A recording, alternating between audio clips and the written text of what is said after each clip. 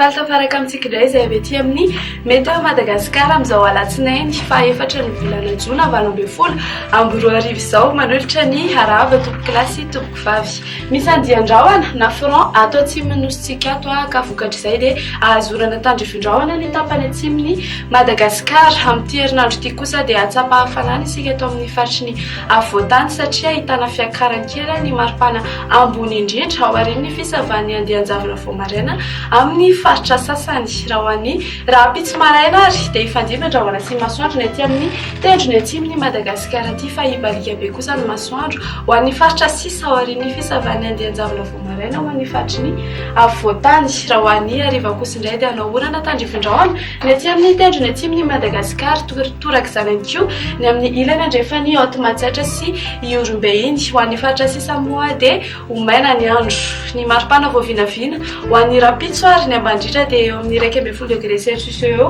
hitantsika tia Vakinakaratra sy tia Fianarantsoa aty. Ho antsika eto Analamanga kosa dia eo amin'ny 12 degré Celsius eo.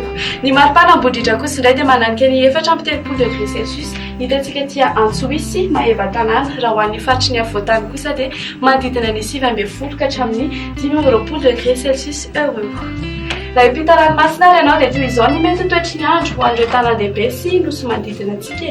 Ifandimby andrahoana sy masoandro any Milan sy Johannesburg fa ibalika be ny masoandro any La Réunion. Hanao orana tandrifin-drahona kosa ny Nairobi sy Maurice ary Seychelles fa ho aray kotrok'izany any Paris ho avy ny orana any Comores sy Bangkok.